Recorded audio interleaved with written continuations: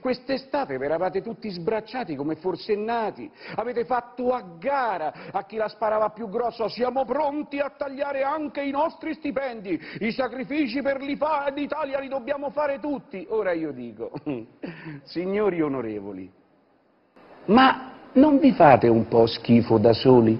Ma così, poco poco? Ma dico, per dire, dico, onorevoli, dico, ma ce l'avete presente quanto vi diamo noi italiani per stare lì a grattarvi la prostata? Per dire poche cifre, di media, i nostri parlamentari tra senatori e deputati prendono dai 13 ai 16.000 euro de media al mese, per carità.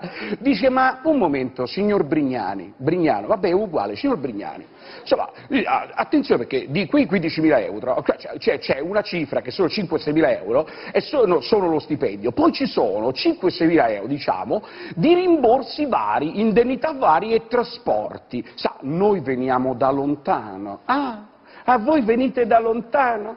Ah sì, a parte che se venivate da lontano per me ci potete pure rimanere lontano, ma lasciamo perdere, questo è un discorso mio, lasciamo fare.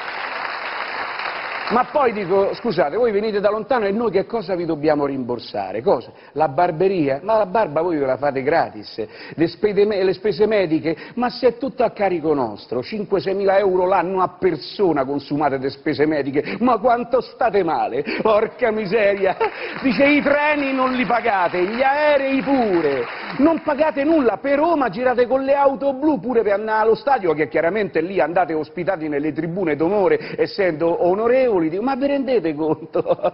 In Italia ci sono almeno 570.000 auto blu, negli Stati Uniti solo 73.000, ma loro sono 5 volte noi. Ma dico, ma che vi dobbiamo rimborsare? La casa? Ma come la casa? Ma le case se non ve le danno gli enti a prezzi stracciati ve le regalano addirittura